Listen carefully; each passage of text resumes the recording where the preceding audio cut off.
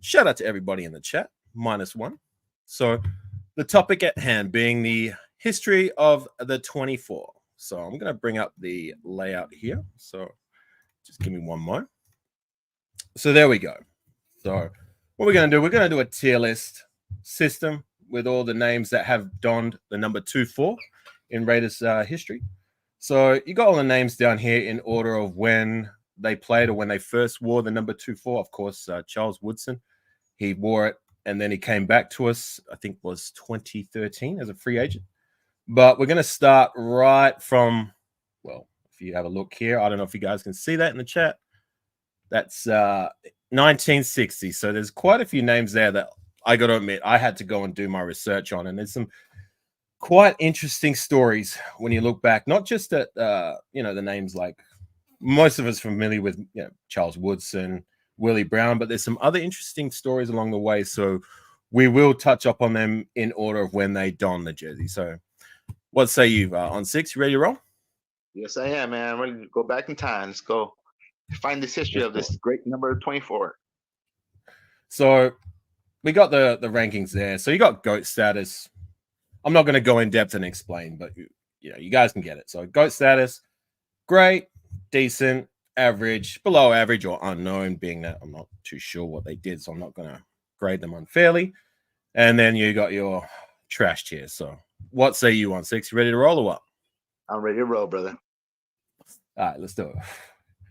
All right, so we'll start off with the original number 24, a name probably nobody had heard of. I hadn't heard of him. You probably hadn't either, and he didn't really do much.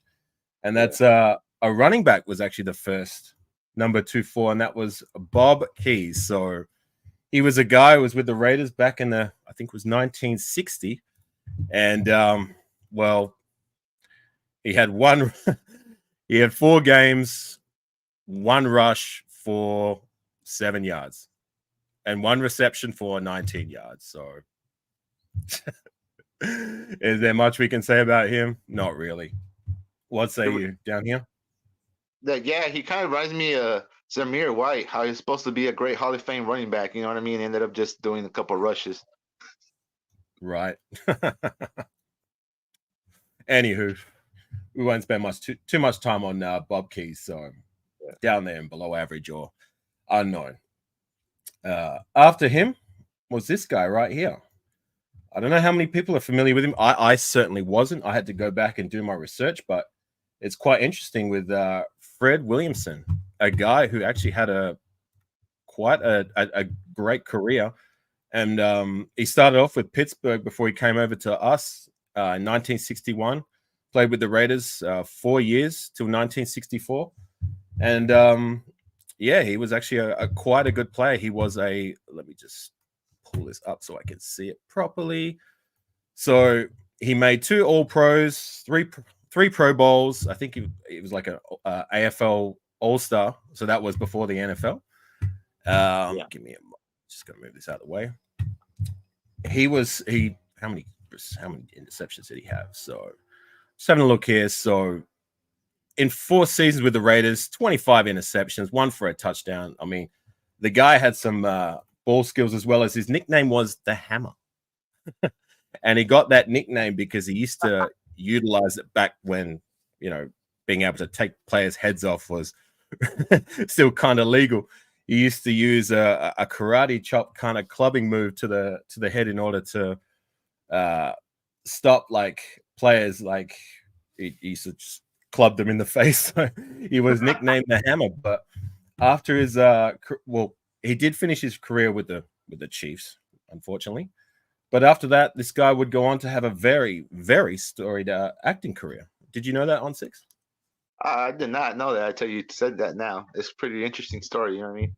That he had a career after football, you know what I mean? Not a lot of players did back then. Right. To go on and be an actor and have a pretty storied career. Like I didn't know that he was actually the first, you could say, great player to wear the 2-4 before the likes of Brown, before the likes of Charles Woodson. So yeah, I mean, it's very interesting to go back. Like, I mean, my knowledge with Raider football is really good from when I started, which was 2009. But after that, I got to learn on the fly. And yeah, it was very interesting learning about Fred Williamson here. So, what would you say would be fair? I mean, he's not quite a GOAT like Willie Brown and Charles Yeah, Woodson in terms of his Raider career, but I would accept putting him up here. What say you? In the yeah, I great would status. agree right there. I would totally agree right there. That's a good spot for him. Especially, it's pretty impressive. Only in 4 seasons, having 25 interceptions. Especially back then, they didn't throw a lot back then. You know what I mean? For him to get that many, that's pretty impressive.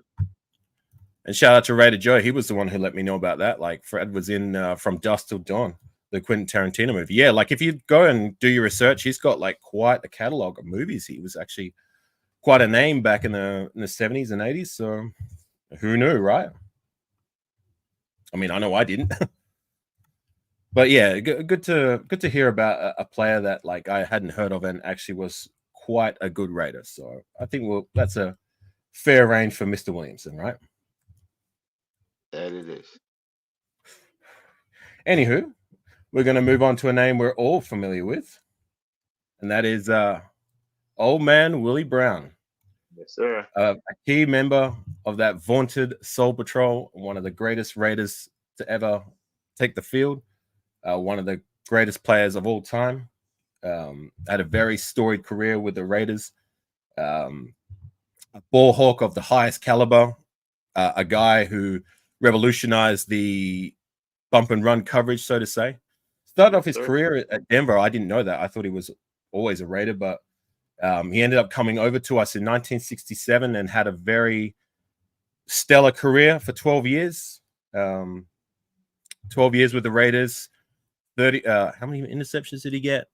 39 interceptions for 2 touchdowns, one of which came in the Super Bowl. I mean, we've all seen the footage. It's in my intro where he's running like in slow-mo all the way to the house. An all-time great Raider player. I mean, a ball hawk of the highest caliber, like I said, as well as, I mean, the guy could put on a hit as well. So, got any thoughts on old man Willie Brown? R.I.P. I mean, yeah, R.I.P. Willie Brown. You know what I mean? The original 24, in my opinion. You know what I mean? When I first started becoming a Raider fan, you know what I mean? It was 1998, 97. So, you know what I mean? That's when Charles Woodson was drafted. But just remembering Charles Woodson meeting Willie Brown and him talking to Willie Brown and just the insight, you know what I mean, that he just talked about Willie Brown and just everything, you know what I mean? Just at the end of the day, you know what I mean? I didn't watch him a lot. I just seen him on some games and stuff, highlights and stuff. But at the end of the day, you know what I mean? You know what I mean? One of the greatest Raiders of all time. For sure. I mean, definitely before my time, but a player I definitely had to come to know, and I think everybody needs to come to know. And shout out to Raider Ben. I see you in the building. Good to see you, my friend. What's up, good Ben? evening to you. Hope all is well. But look, I mean, this one's an easy one. I mean, if you're going to have a conversation for the greatest 2-4 with the Raiders and maybe for any team of all time, I mean, it's an argument between him and Charles Woodson. But yeah, Willie Brown, GOAT status, right? Easy. All right. So after Willie Brown, the GOAT, we had this guy, a defensive back, Lance Harkey, who only played with us for a season. I mean, he was a defensive back, didn't do much of anything, played 2 games with us, and that's pretty much it. So I think this one's pretty easy. We'll just put him in the unknown tier, right? Yeah. Whatever. Yeah. Now, here's a name that's actually quite interesting. I had never heard of this guy. I had to go and do my research.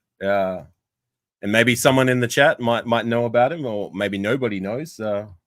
Ron Brown, return specialist, wide receiver, came into the league at the time St. Louis Rams, but he spent 1 year in Los Angeles.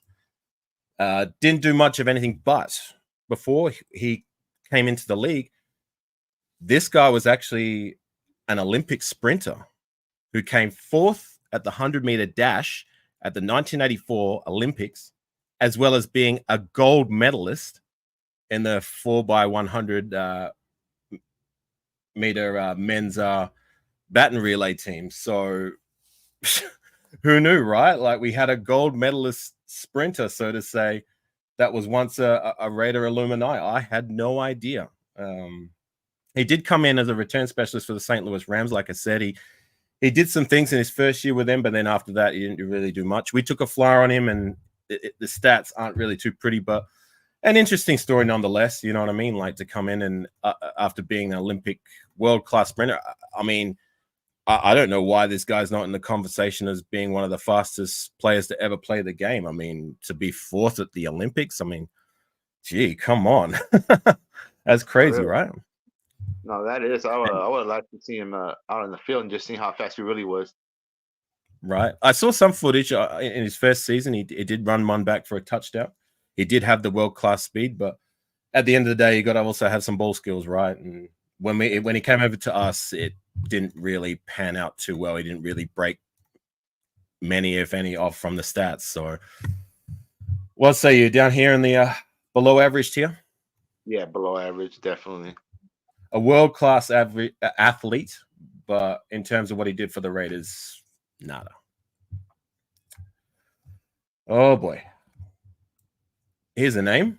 Some of the younger, well, I mean, maybe in their 40s now, but some people might be familiar with. That's defensive back Patrick Bates, a safety who came out of Texas A&M. We actually drafted him in 1993 with the first round draft pick. Didn't really pan out for us. He only spent 2 seasons with the Raiders.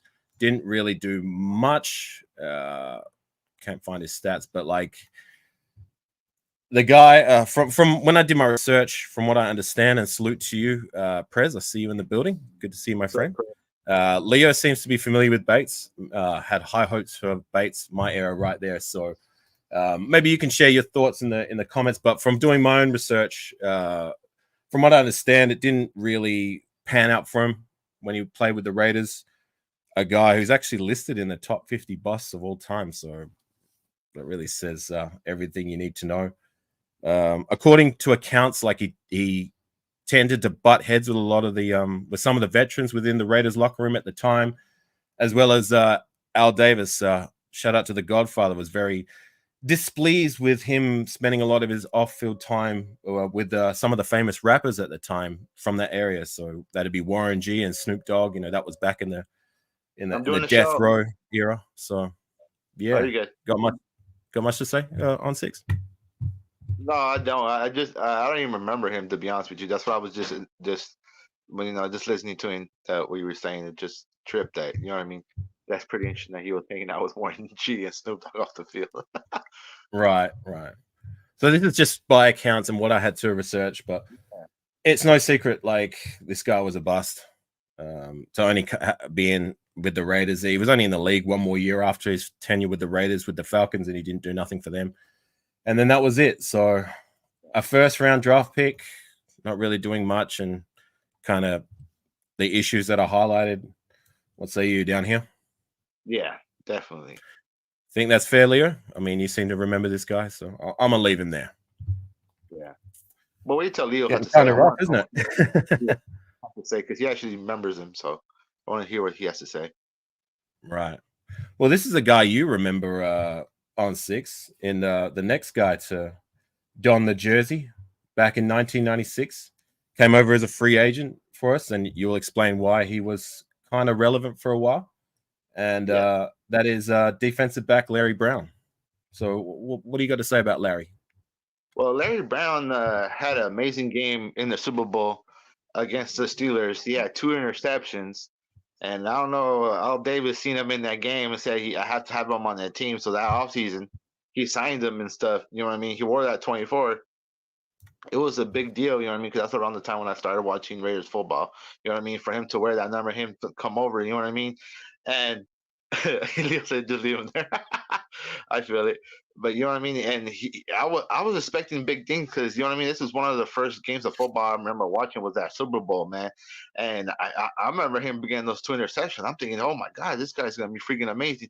And that first season with it, oh, my God, he did not do anything, brother. I was just you know how to say the players just come to the Raiders and get their money. This is the reason why. You know what I mean? It just you know what I mean. Just to say it, like my boy Leo said, that's why, bro. Just because he literally came here that one, you just took all that money and just left, bro. And you let him go, bro. You know what I mean? He was a Raider 2 years, so that was after we moved back to Oakland. 2 seasons. What was it? 1 interception. Doesn't have the stat for pass deflections, but not really the kind of production you want from a guy who, you know, I'm sure we probably gave him a decent contract after winning the Super Bowl MVP with the Cowboys. So yeah, what say you? Where would be a fair range for Larry Brown? Do you think he's below average, or do you think he was trash? I just think he was trash, period. To give him all that money and for him to have 1 interception, you know what I mean? Oh man, that's you know what I mean. That's disappointing, especially having Willie Brown and having your Brown. That thing we're in that 24, and in 2 seasons you only have 1. It's not like he was Namdi Asamoah, you know what I mean, and nobody threw his way because he was completely shut down. You know what I mean? That's not the reason he only had 1 interception. All right, we'll put him here, and you know that's a good point. Like, was Namdi he was a Raider for a little bit when Charles Woodson was still in the door, right? Yeah, he was. Charles Woodson was still there when Namdi got drafted. I think he played. I was gonna say he would definitely have been the right here to the 24 number if he wasn't if it wasn't for Charles Woodson. But yeah, I mean Larry Brown by accounts is very disappointing, right? No, it was really disappointing, especially him wearing that 24 and just you going from a Super Bowl MVP. We'll get to Abram in a minute. Raider shutdown corner for him just being a completely bust. It's just embarrassing, bro. It's embarrassing. For sure. Well, after a very long period of disappointments with these guys, 1998. Was it 98 or 99? 1998. We drafted Charles the GOAT Woodson. And Raider Ben's comment here. Namdi was a safety coming out of Cal. He said Woodson told him he should play corner. History ever since. Yeah, for sure. I didn't know that, but I was able to catch the tail end of Namdi's Raider tenure, and I never forgot what my eyes saw. He was definitely greatness. And when I talk specifically my time as a Raider fan, starting from 2009, if I had a Mount Rushmore of defensive players in that time frame, Namdi most definitely would be there. So shout out to Namdi. But Charles Woodson, you want to get on your soapbox first? Yeah, I mean, this is Charles Woodson is crazy because when I really started watching the NFL draft and the Raiders, that's when we actually drafted him. I remember Charles Woodson walking across that stage and holding up that #1 Reebok jersey. You know what I mean? Bringing tears to my eyes. You know what I mean? Just crazy, just seeing his whole career play out. And I still remember his first interception, a game against Jake Plummer against the Arizona Cardinals at home, and just oh man, just all the memories. Just my favorite Raider of all time, and just seeing this whole career, man, and just man. Right. Is he in the Hall of Fame yet? Oh yes, he is. Okay, first ballot, easy. But a very, very great, all-time great player, Raider, the personification of what a Raider should be on and off the field. A very proud Raider. He's still very active within the community. I mean, you always see him at games and, you know, representing the colors. But, you know, in terms of what he did with the Raiders, I mean, he spent 11 years with the Raiders. His first tenure starting at 98 all the way to his last year was 2005 before he went to Green Bay, unfortunately, and had some of the best years of his career. But when he was with the Raiders, he did come back at the tail end in 2013. He signed for quite a cheap deal, but he said one of the things that consecrated it for him, I remember being that I read the news when he came to fly over to Oakland when we were cash strapped and we were in salary cap jail, as well as we had lack of draft picks. So he could have gone anywhere to finish his career. But when he got off the plane, he talked about like the reception he got with all the Raider fans lining up the streets, like, you know, welcoming him back to Oakland. He was like, yeah, his heart was sold. He came back to us and he was able to finish a stellar career, moving to safety, but like he was still able to produce, even making an All-Pro having an All-Pro season back in 2015. But he was still making plays, you know, at the tail end of his career. A ball hawk of the highest caliber, a playmaker, a guy who just was world class all round. Could tackle, just could do it all. Did he spend some time doing returns? He did his first, I believe his rookie year he did. But what people don't know too, he was an amazing college player, bro. Him coming out at Michigan, he was one of the best corners coming out in years. You know what I mean? Him even play a little bit of offense over there. You know what I mean? At Michigan, it's just crazy. Him just seeing him his whole career and just him being drafted to the Raiders and then him leaving and coming back. And then when he came back playing safety, he picked off Peyton Manning twice. My man. You know what I mean? In Oakland, I always remember that game. You know what I mean? Had that one monkey off his back and another thing to check off his list. You know what I mean? That he did right away. For sure. So I'll just quickly read out the stats during his time specifically at Oakland. I'll leave out Green Bay. But he played 154 games, started in 151 of them. That's 3 games too short, if you ask me. But what was it? 27 interceptions, 2 touchdowns, 84 pass deflections, and 8.5 sacks. So world-class Hall of Fame numbers, an all-time Raider great. This is an easy one. I mean, it's a conversation of who would be the greatest between these two, Willie Brown and Charles Woodson, but we'll put him up there 1A, 1B as GOAT tier, right? Easy. All right, well, after Charles Woodson's first stint with the Raiders was over, we drafted in the first round defensive back, the next successor to the 2-4, and that was 2006 to 2012, Michael Huff. You want to share your takes before I give my opinion on Huff? Yeah, it's very interesting. A lot of people don't know the Rose Bowl that year against USC and Texas. Michael Huff was part of that Texas team. You know what I mean? And he played amazing that game. And he played safety and corner for Texas that year. So the only deal was coming out that draft what he was going to play in the NFL. You know what I mean?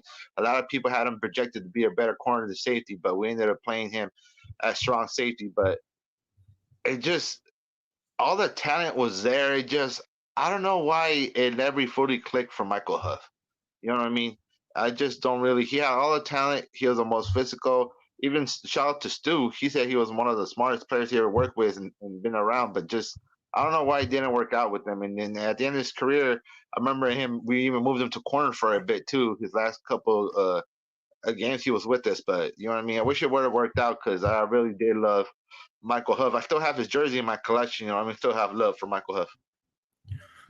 Well, I think that's a little unfair to say that it didn't work out. I mean, he was with us for a while, and to be honest, like when my Raider fandom started, I still have memories of Michael. I mean, look, he didn't live up to the likes of Charles Woodson and Willie Brown, and maybe to a point Fred Williamson up here. So I can't quite put him up there with the legends, but Michael Huff was a good player in his own right. I mean, it was not great, but he was good in coverage. He could tackle, and he actually he made the second year team All-Pro in 2010. So he was actually very good in that period. And I remember him being quite good. To me, the best safety tandem in my time as a fan being that Charles Woodson didn't really play across anybody that was semi-decent when he came back to us. But Michael Huff, and shout out to Tyvon Branch, they were actually really good. But Michael Huff, I mean, he still made some plays, and he did some things with the Raiders.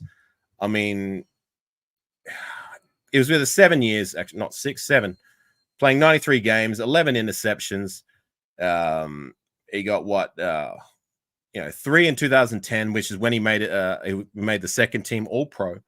So he was still a decent player in his own right. Never great like the all-time greats, and shout out to Raider Ben. Like I didn't forget my fondest memory of Michael Huff will always be the divine interception. He was the one who intercepted the ball in the end zone, the post-Al Davis death game to seal the game for us, beating a white-hot Texans team at the time at their home field.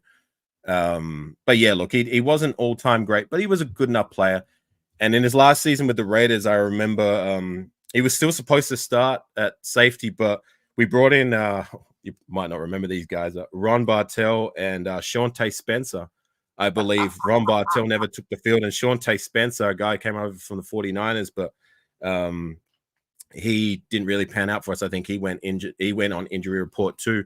So we had basically nobody at corner. So we had to take him away from playing safety. And shout out to James, I see you in the building, and put him at safe as our starting corner. And he did us, with all things considered. I remember in 2012 he did a decent enough job. So what do you think is a fair range for Michael Huff? I think having him up here in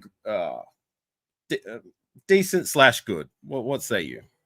That's fine. I mean, the only reason I say it didn't work out because he was drafted 7th overall, Afakasi. You know what I mean? And we could have had other great players, you know what I mean, in that draft. You know what I mean? That could have probably worked out and stuff.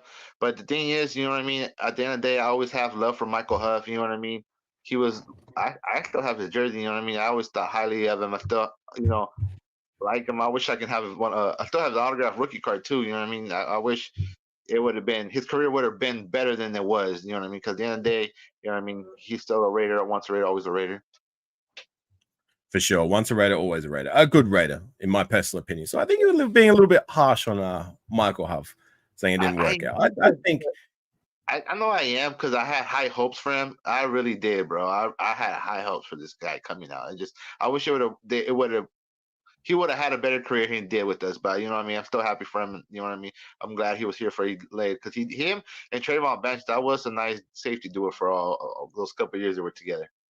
Right. And Raider Ben, yeah, we only had 10 players on the field, personnel change era, and we didn't have time to really rectify that. But Al Davis was the 11th man on the field for that play. A play and a moment and a game. What is it? It's been 13 years, 12 years, and I'm still talking about. I never forgot. And any fan who was any person who was a Raider fan at that time, definitely a game they never forgot. But anyways, oh shit, my camera's gone. Give me a moment. So I'm going to switch cams. Oh, I thought you were doing. I'll be right back on 6. Nah, I just you know what I mean, just going back, just thinking of Michael Huff, and just thinking about that game, we had that interception, you know what I mean, for Al Davis. That is one of the fondest memories that I did have of Michael Huff. Just him, just thinking about it now, it almost brings me a tear to my eye how much it just meant for every Raider fan. And when he just got that interception and just won that game, and I just remember Hugh Jackson crying after that game, you know what I mean, saying thank you, you know what I mean, to Michael Huff, and saying, you know what I mean, you guys don't know what Al Davis meant to him. So, you know what I mean, just shout out to Michael Huff, because that will always be one of the fondest memories I have. For sure. A good Raider. All right, well, we'll move on. We've got 3 names left. So we're getting to the more recent history. So in 2017, when things were actually looking on the up with the Raiders, we signed an Oakland native in Marshawn Lynch, who just finished up his tenure with the Seahawks. A very storied tenure with him, being when he played with the Seahawks. We all remember like that play he made in the playoffs against the Saints, as well as a lot of the other runs he had, revitalizing his career, which at the time was kind of languishing at Buffalo. But when he went to the Seahawks, he actually was able to build a name for himself, being one of the better running backs in the league. We released Latavius Murray and brought him in, hoping that would be the move that took us over the top and pushed us deeper into the playoffs. But unfortunately, in 2017, after that Washington game, we torpedoed, and that was the end of the Jack Del Rio era, and brought in Gruden, which Marshawn Lynch played for a year, but spent 2 seasons with the Raiders. As a Raider specifically, I felt like he was pretty mediocre, if I'm going to be honest. I mean, he wasn't the caliber of running back he was when he was with the Seahawks. I mean, 10 TDs in 2 seasons, 1,200 yards. I mean, that's good, decent, but like he just wasn't quite the player we were hoping he still was after his career with the Seahawks. But he still has a place in a lot of Raider fans' hearts being that he's an Oakland native, and he's a very proud Oakland native, as well as he still represents the Raider colors, still active in the Raider community. No one will ever forget the scenes of him dancing, that second game of the year in 2017 against the Jets, a moment that's kind of been, will hold a place in most fans' hearts, including mine. Well, what say you, Ont6? What's your opinions on Marshawn Lynch and his time as a Raider? I mean, I completely agree with you. I just wish he would have came to the Raiders a lot sooner than he did. He was at the tail end of his career. Just a little thought of Marshawn Lynch. He went to Cal in college, and his teammate was Aaron Rodgers. Just thinking about that just brings laughter to my face, because just thinking of them two knuckleheads in college and shit over there in Cal just makes me laugh. But talking about his career with the Raiders, yeah, it was pretty mediocre, as you said. You know what I mean? I had high hopes for him. I really did, but you know what I mean? When I did see him the first game, I knew he wasn't the same explosive back that he was with the Seahawks. So, you know what I mean? I wish his career would have been better than it was with the Raiders. But, you know what I mean? At least he did have his dream of being a Raider, and he was able to do that before he retired. Right. So what say you? I think that around that mediocre average. Yeah, I was like, don't get me wrong, a stellar career, but by the time he came to the Raiders, he was kind of on the end of the scale in terms of his playing career, and just didn't produce as well as what we would hope for. So production wise, I'm gonna have to put him there. What say you? You think that's fair? No, that's definitely fair. I definitely agree with that.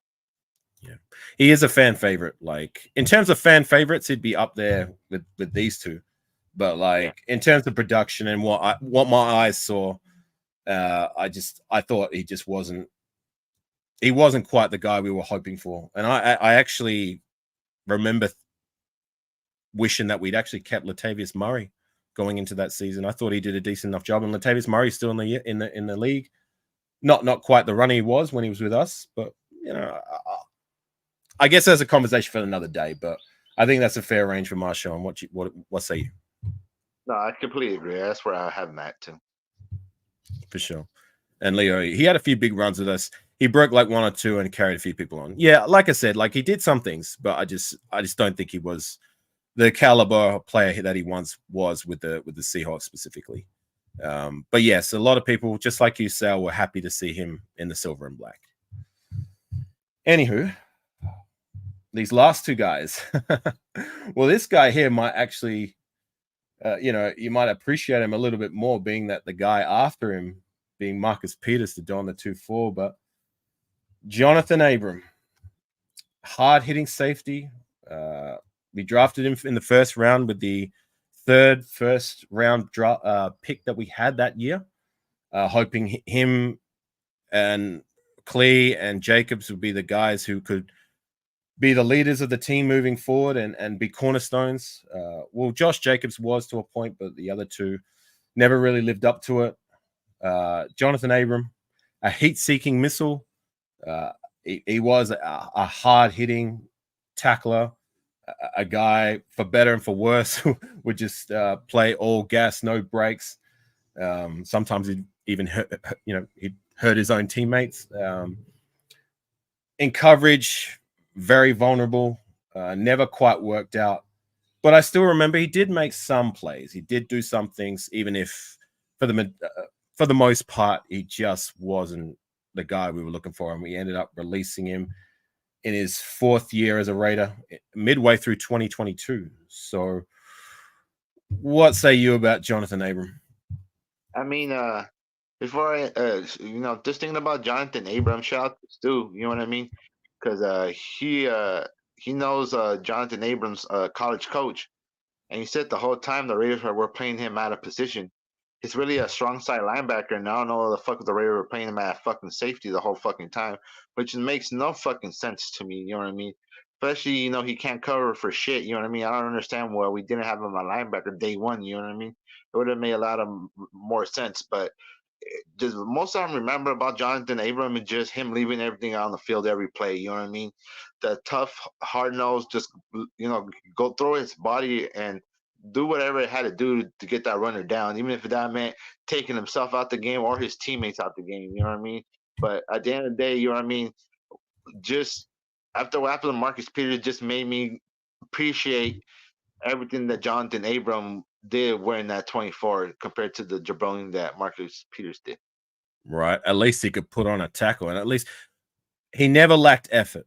For all his deficiencies, he at least tried. He wanted to be great. He was personally endorsed by Charles Woodson to wear the 2-4. I remember that.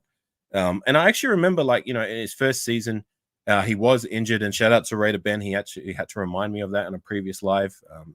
He was injured for his rookie season, sat out. He came back, and I actually remember in his first few games of 2020, like when I saw him in coverage, he was actually really good. I was like, wow, this guy's actually pretty decent. He was getting some interceptions. He was doing some things. Like I remember thinking he was actually semi-decent. And then it just, I remember the moment it started to fall off a cliff with Abram.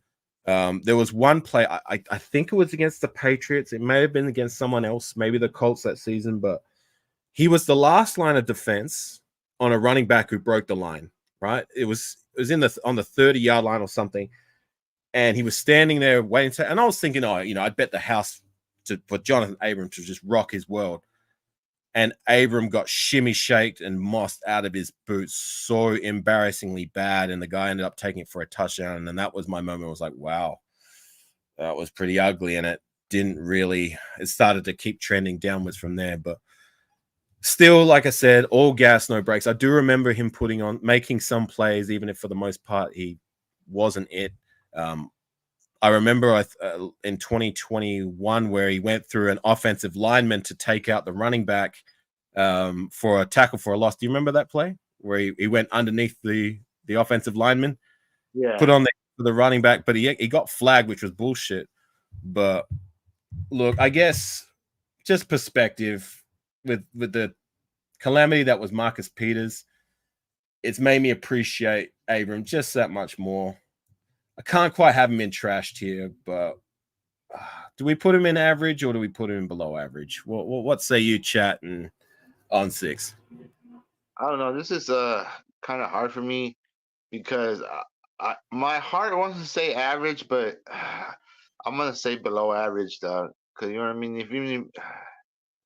Yeah, I'm probably gonna say below average, bro. Because I'll have him in front of these guys. Yeah. I think the chat's going to agree. Maybe chat, if you guys want to give your 2 cents, we'll leave him down here unless the majority of the chat says otherwise. I would have him in between. Like, he definitely did more than these jabronis down here, but for the moment, I guess, with perspective, being a first-round draft pick. Yeah. I have him right there under Marshawn Lynch. He's better than them 3 jabronis, so you know what I mean? He's right there. All right, we'll leave him in below. It seems like the rest of the chat agrees, except for Dark. Dark says trash. Well, I wouldn't have him trash, being that he was better than these 2 guys in the next jabroni we're going to talk about. But critique, the moment I'll remember with him is when he missed a big hit on a deep pass on the sideline and he took out the field lighting truck. I actually forgot that one. Wow. Was that the one where he took out Arnett as well? I remember that was kind of in the field lighting truck. That was when he hurt Arnett. I think so, but the one that I remember more than Abram was when we were playing against the Chiefs, and I think it was like the last play of the game, and he fucking missed the coverage, and Kelsey was open in the end zone for that touchdown, and they won the game and shit on the last play of the game and shit, just because I forgot that blown coverage, and I'm like, oh my god, bro, that's when I had enough of that phone coverage. Like literally, we just had to fucking stop them. They got a touchdown. Like, oh snap! I didn't hear about that. You'll see the sideline guy get his leg broke yesterday. No, I haven't watched any football. Got to be honest this week. Like, if it ain't Raider football, I just don't care. You know what I'm saying? So no, I didn't hear about that. But that's pretty bad. Yeah, it was the running back of the Saints, Alvin Kamara. He went for a little juke, and then he went to the outside, and he fell on the side. I haven't shot you out yet already. And he fucking he hit the lineman or whatever, and he fucking tore his shit, dude. And that guy didn't get up. He had to get carried off the fucking field and shit on the stretcher or whatever, dude. That was a little crazy and shit. Right. And shout out to everybody in the chat. I see you all. We the people has just entered the building. Good to see you, my friend. But prayers for the guy, the sideline guy. Hopefully a speedy recovery. It's never a good thing to see injuries take place. So hopefully he recovers okay, and he gets a very nice settlement from the NFL, right? No facts. All right. So the reason behind us looking back at the prestige that should be the number 24 being the Yes. latest player that donned that said prestigious number being Marcus Peters, 2023 to 2023. Yeah. You want to go first on 6? Yeah, I mean, before I say anything, I really did have high hopes when we first signed him. I thought he was gonna come in here and be a great mentor to Jacorian Bennett and the other young guys in the secondary. And when he chose his number, I thought he was gonna bring integrity, fucking toughness, and set the example of what it means to wear that 24. Especially him growing up a Raiders fan in the Bay Area, him knowing what that 24 means to us Raider fans and the nation, and the disrespect that fool did to that number over this last during the whole freaking season. I'm just gonna be honest with you, it's just disrespectful.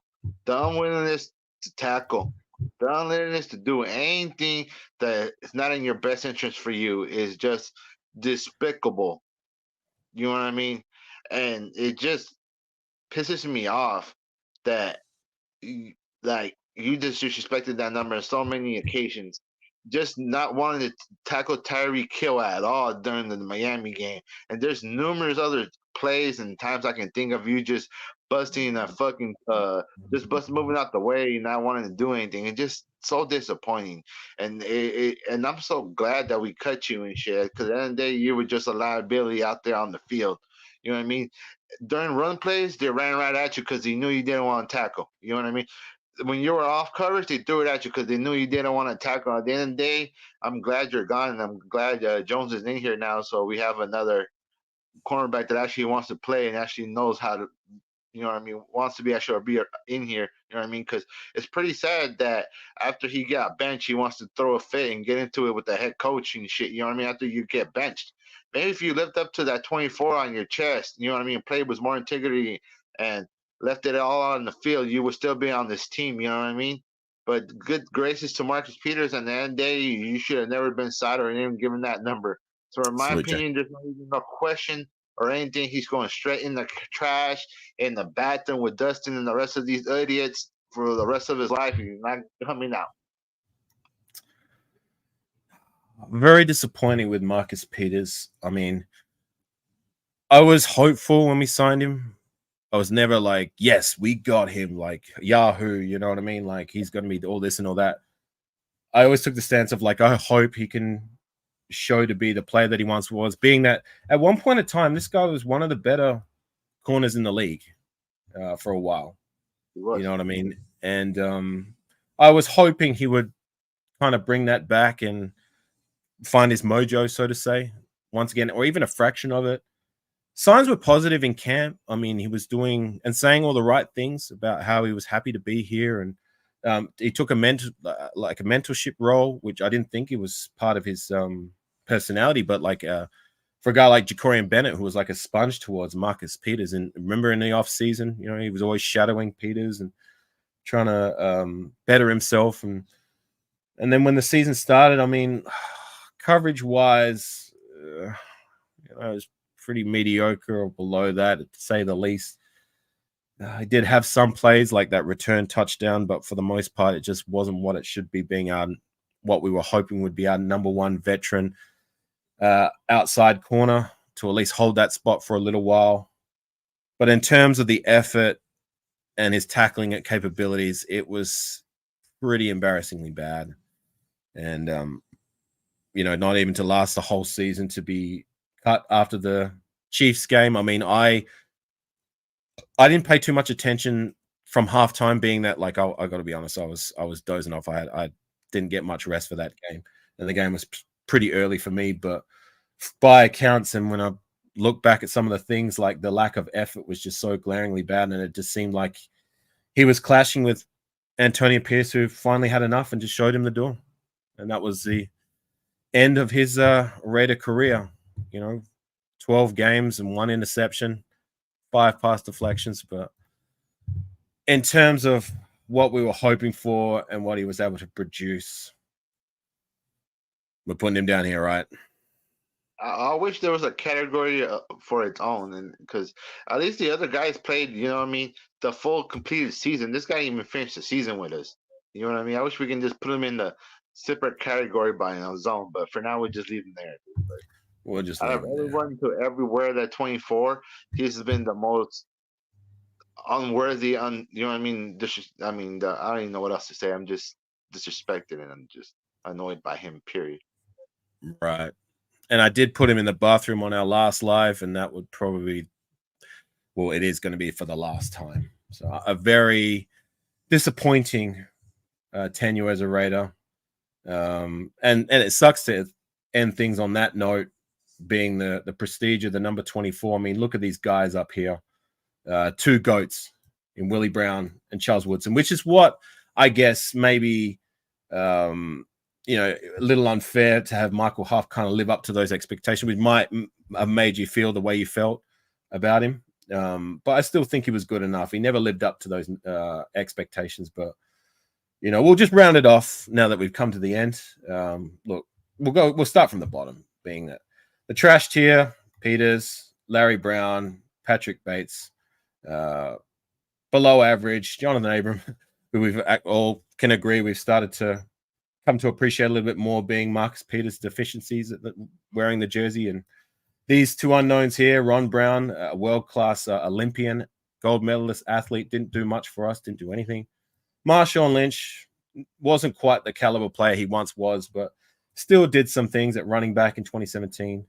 Michael Huff spent 7 seasons with us. Not an all-time great, but a good player in his own right, who had some very memorable moments, with the highlight being that divine interception, which we spoke of. And Fred Williamson, a forgotten man, being, I guess, everyone remembers these two, but Fred Williamson was actually the first great Raider to don the number and, the hammer, like a guy I'd never heard of. I had to do my research. Like, it's good to go back and look at, the history of the Raiders and start to, discover new things and learn new things. Because like I said, I'm a younger guy. Well, I'm not young, but my Raider fandom didn't start till 2009, like I said, and to go back and learn some new stuff, it's always fun. So anyways, there we have it. So the tier list right there for every Raider that's donned the number 24. And I'll finish it off by saying, hopefully, if there is another guy who wears the number, if they don't retire that jersey number, the next guy can at the very least be a good player like Michael Huff. But hopefully one day we can get a guy who can live up to those expectations with wearing the prestige that is number 24. You got anything else you want to say on 6 before we close things off? Nah, hopefully, man. Whoever does wear that next 24 lives up to it, wherever it is. But at the end of the day, you know what I mean? We should do one on the 81. We might have to do that one next. Afakasi, that would probably be a great idea. That is a good one. We might. Yeah. That's a good idea, Leo. Maybe we might have you come and join us and share your takes, right? Yeah, or maybe that could be the show that Dustin he was saying before he wanted to pull up. Maybe he can pull up and bring up his takes on Tim Brown, right? I don't know. That'd be amazing. Maybe you come up here and tell us why he's a second tier level wide receiver and shit. You know what I mean? It just amazes me how how he says his mouth his dick's all in my mouth, but yeah, he's over here watching our lives no shows. You don't see me in his chats or doing anything like that, but yeah, he's over here watching us what we're doing 24/7. And the funniest, Dustin, if you're watching, you maybe want to take notes how to actually let people on your show talk and be quiet for once. You know what I mean? Instead of talking over them, like this, you know what I mean? Try to get your point across. I said this. I said that. Hold on, guys, I gotta say this. Being like that, you know what I mean? You gotta be nice enough to let your people talk. You know what I mean? Not to be the loudest one in the room. Well, neutral ground would be Black Saturday, Raider Ben. I mean, on 6, you've already put out the flyers, so the challenge is there. The funny thing is, Critique knows this for a fact. You know those for a fact. We already tried to do this before, and he bitched out. Am I wrong, Afakasi? No lies detected. Exactly. We already tried to do this many times before, and he bitched out, and so did Ozzy. If he wants to go, we can definitely go on Black Saturday. I'm not afraid of him. It gives me time to go find out the stupid clips of everything you said, and I'm gonna bring it on the show. We're gonna plan them all, and We're gonna see what you have to do to respond to all your great takes you said about Josh McDaniels over the past couple of years, about Amir Sincere and Amir, about all the takes, dog. Let's just do it, dog. Let's just do it. For sure. And we'll leave it on that note. I'm going to bring back the other banner and close things off. So just give me a mo. All right. Well, chat. We'll leave it off on that. Appreciate everyone who was able to stop by and just join us in looking back at some of the greats that wore the 24 and the not so greats. So everyone in the chat, appreciate you if you haven't already, if you could leave a like, and if you haven't subscribed, that would be appreciated. And I guess on to the next one, right? Next time you see us is Vikings. So is that Sunday Night Football, or is that on a different day? No, it's on Sunday, but I think it's one of the early games, so probably I don't know how that works for you. Have we played a Friday night game yet? I don't think so, to be honest with you. No, we haven't. Interesting. The only Friday night game I know that we had was the fucking Black Friday or whatever, Black Saturday, whatever the fuck it was. I mean, and Raider Joe will be back with us next week for sure. Yeah, shout out to my guy Raider Joe.